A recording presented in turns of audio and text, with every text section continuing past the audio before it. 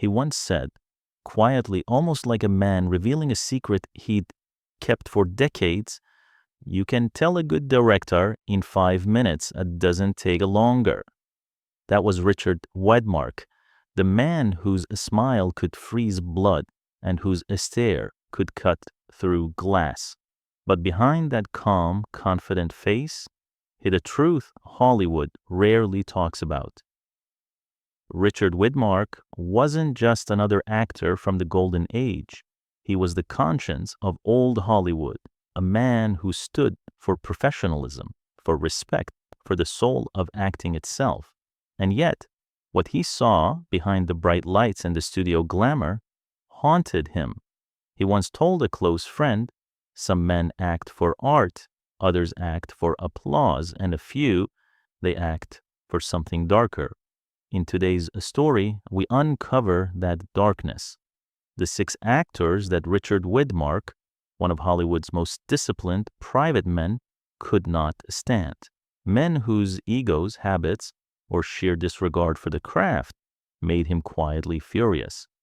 But before we unmask them, we must first step back to the cold winters of Minnesota, where the boy who would one day terrify audiences was still just a dreamer, sitting in a small-town movie theater, watching cowboys ride across a flickering screen. It was there that the legend began. And it was there, too, that his lifelong code, discipline, respect, and truth was born. Richard Widmark was born in the quiet town of Sunrise, Minnesota, a place so small that everyone knew everyone else. But even there, destiny seemed to be waiting for him. His father, Carl Henry Widmark, was a traveling salesman, a man of discipline and order. His mother, Ethel May, was kind but strong, a woman who kept the family grounded through constant moves and uncertainty. When Richard was still a baby, the family left Minnesota and settled in Sioux Falls, South Dakota, where his younger brother Donald was born in 1918. The 2 brothers were inseparable, partners in every childhood adventure and confidants in every hardship. It was their Scottish grandmother, however, who ignited something far greater inside young Richard.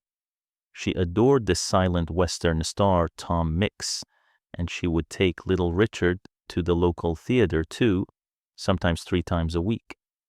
The boy sat there wide-eyed, mesmerized by the heroism, the danger, the simplicity of good versus evil.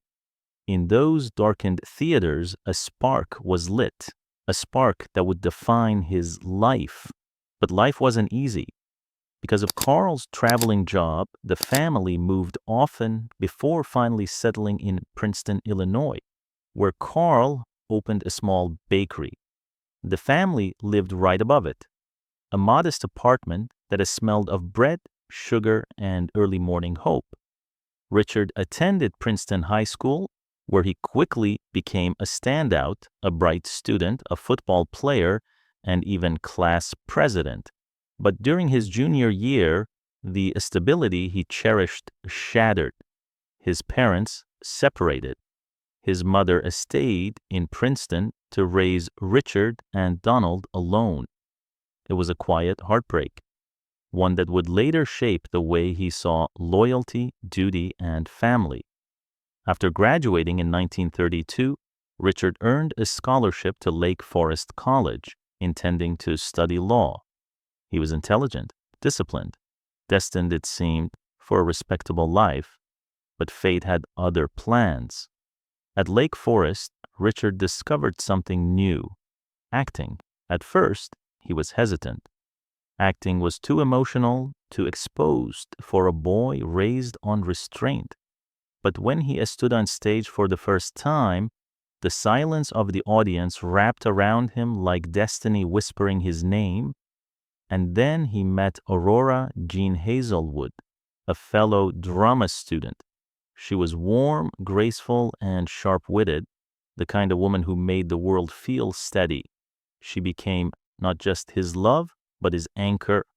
By 1938, Richard had made a decision that would change everything. He packed his bags, left the safety of Illinois, and took a train to New York City. The dream was uncertain, the city unwelcoming, but Richard Widmark had the something most didn't: the discipline of a craftsman and the heart of a fighter. New York in 1938 was loud, unforgiving, and full of dreamers. But among the thousands who arrived each week hoping to make it big, one young man from the Midwest stood out, quiet, determined, carrying only a suitcase and a belief that hard work could carve destiny. Richard quickly found small roles in radio dramas, performing in shows like Jenny's Real-Life Stories. It wasn't glamorous, but it was honest work, the kind that built reputations. He would race from one studio to another, sometimes performing 3 different characters in a single day. His voice, calm, commanding, yet oddly human, made producers take notice. And in a twist of fate that could have been written by Hollywood itself, Jean Hazelwood, the woman he'd loved back in college, was also in New York, studying at the American Academy of Dramatic Arts. Reunited in the city that never slept, their bond deepened. On April 5th, 1942, just months after America entered World War II, Richard and Jean married in her hometown of Evanston, Illinois. It was the kind of love that never dimmed. Widmark would later say, "I never so much as looked at another woman after meeting Jean. I happen to like my wife a lot." Their marriage would last 55 years, untouched by scandal, something almost unheard of in Hollywood. When war came, Richard tried to enlist, but was rejected due to a perforated eardrum. His younger brother, Donald, wasn't as lucky. He was drafted and sent to Europe. Then tragedy struck. In 1943, Donald's plane was shot down over the Netherlands. He was the only survivor of his crew and spent over a year in a German prison camp. Though he eventually returned home, he was never the same. Donald suffered from chronic headaches and partial paralysis before dying from a brain tumor in 1955 at only 37 years old. Richard would never truly recover from that loss. He once said the government never recognized how much his brother had suffered, not just in body, but in soul. While his family faced pain, Richard's professional life began to soar. In 1943, he made his Broadway debut in Kiss and Tell and performed for American troops through the American Theater Wing. His performances carried a quiet intensity. A man who could say more with silence than most could with a speech. 2 years later, in 1945, Richard and Jean welcomed their only child, Anne Heath Widmark. It was also the year fate came knocking again, this time in the form of a phone call from 20th Century Fox. Hollywood had a way of finding its stars in the most unexpected places, and in 1947, it found Richard Widmark. 20th Century Fox executive Darryl F. Zanuck offered him the chance of a lifetime to play the psychotic killer Tommy Udo in Kiss of Death, alongside Victor Mature, but not everyone agreed. Director Henry Hathaway wasn't convinced.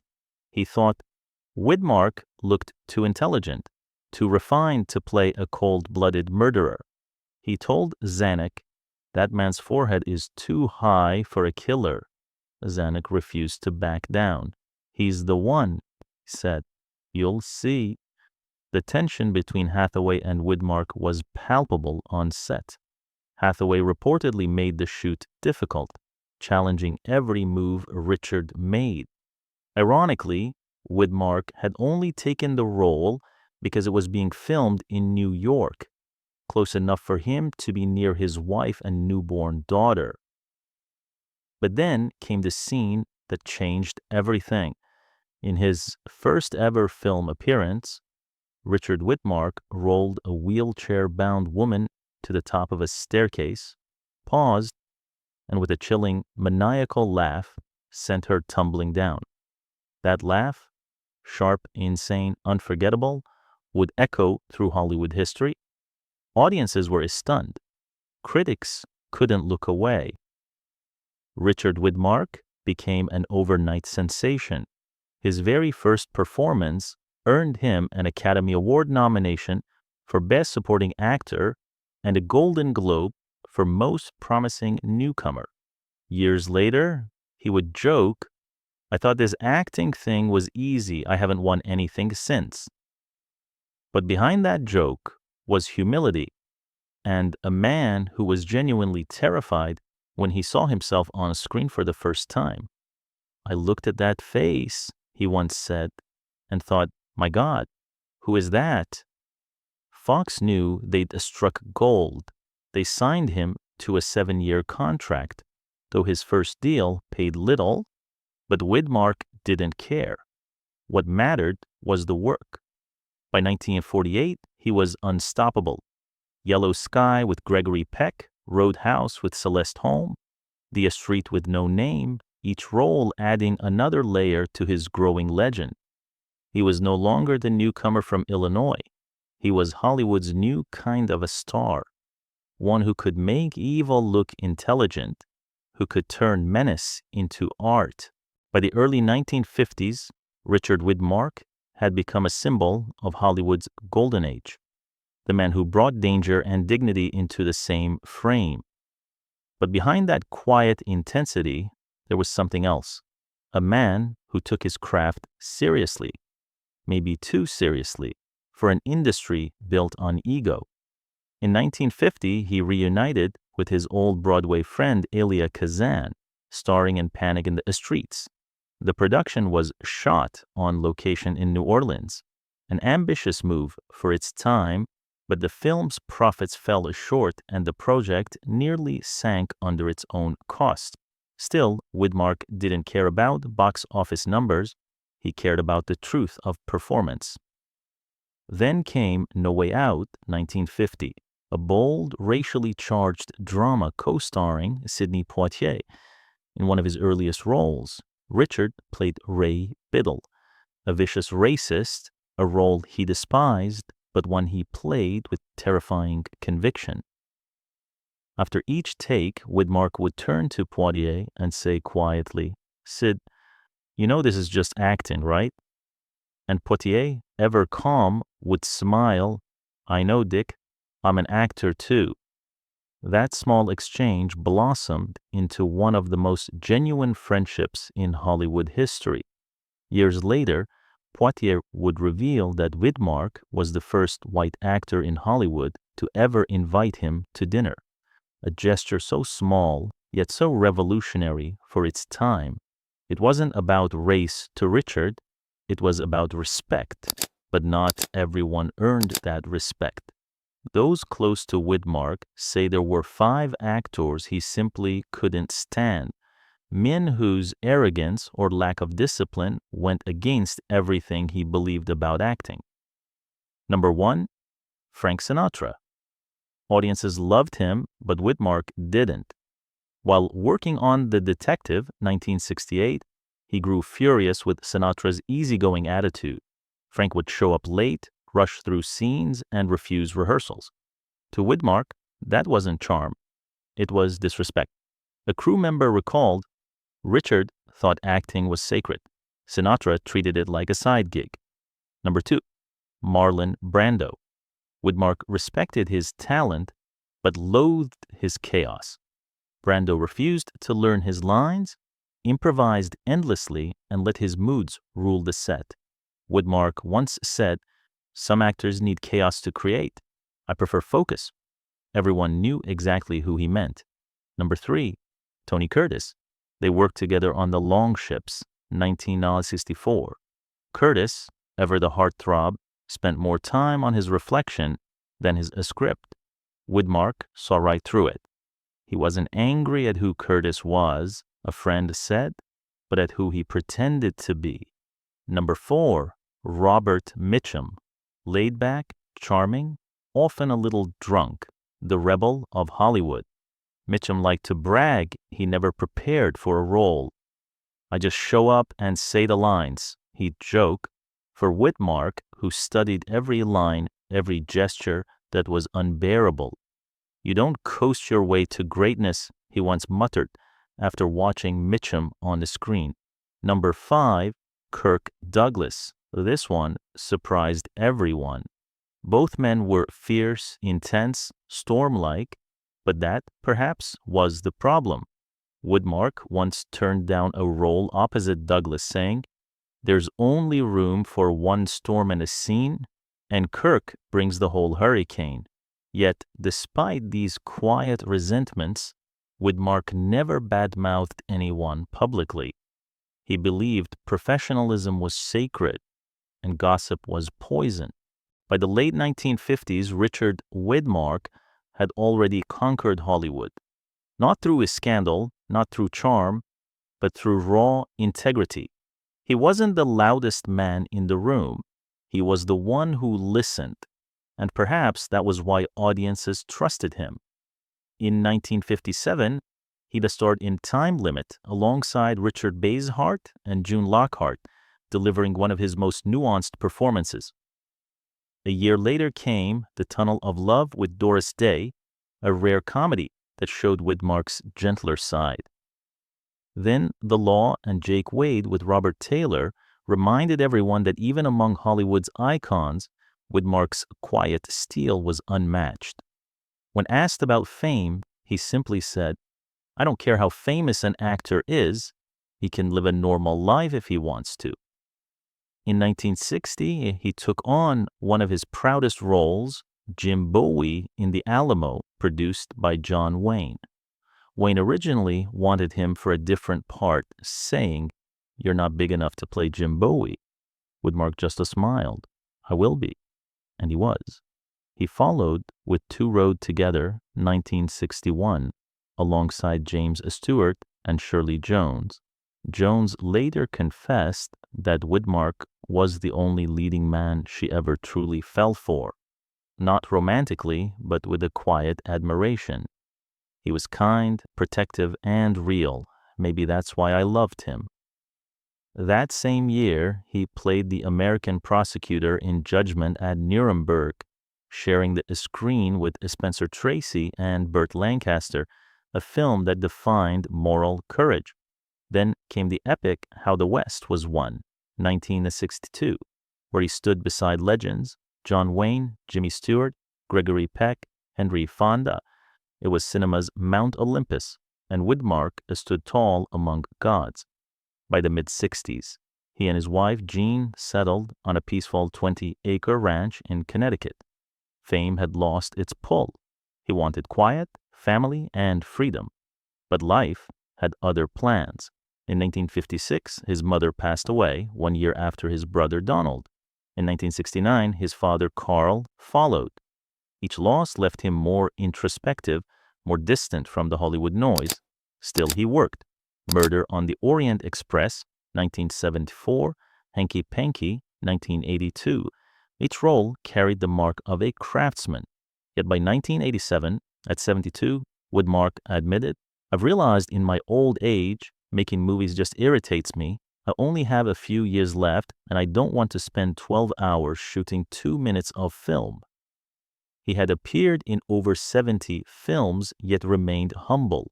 Once, when asked about his finances, he laughed, "No, I'm not rich, I'm just cheap."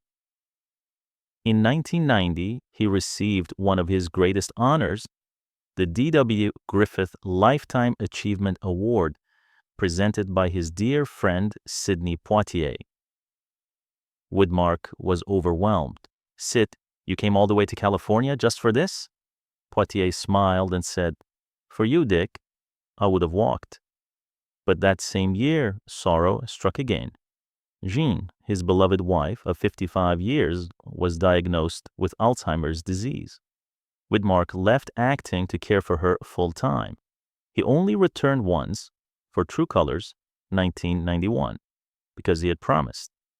For 7 long years, he watched the love of his life slowly fade away.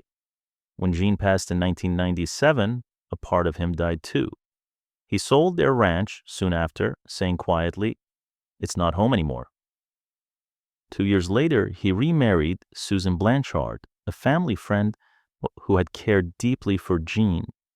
They lived peacefully in Roxbury, Connecticut, where he spent his final years tending to the land, reading, and staying far from Hollywood. In 2002, he was inducted into the National Cowboy Hall of Fame, an honor that made him beam with quiet pride. But his health declined. A fractured spine left him frail, though his spirit never broke. On March 24th, 2008, at the age of 93, Richard Widmark passed away peacefully at home. Those who knew him didn't speak of the villainous grin that made him famous. They spoke of the man behind it, humble, loyal, deeply human. And perhaps that's why his name still lingers.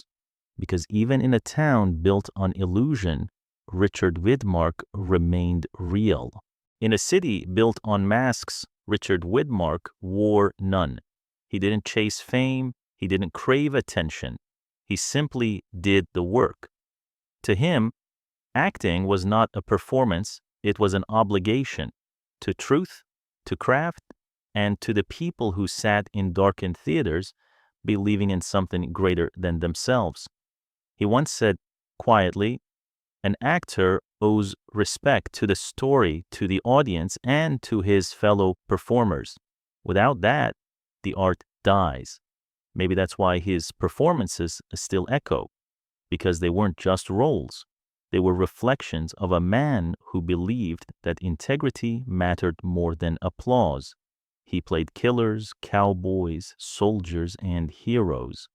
But in the end, Richard Widmark was something far rarer than any of them, a gentleman in a ruthless business. And when he finally left this world in 2008, Hollywood didn't just lose an actor, it lost one of its last true craftsmen. So the next time you hear that chilling laugh from Kiss of Death, remember, behind it was not a villain, but a man who loved deeply, worked fiercely, and lived honestly. A man who, even in silence, still commands the screen. This was Richard Widmark, the man who made evil look human and humanity look sacred. If you love the golden era of Hollywood and the stories of legends who shaped it with the sweat, honor, and heart, don't forget to subscribe, because the next story we tell might just change the way you see an icon forever.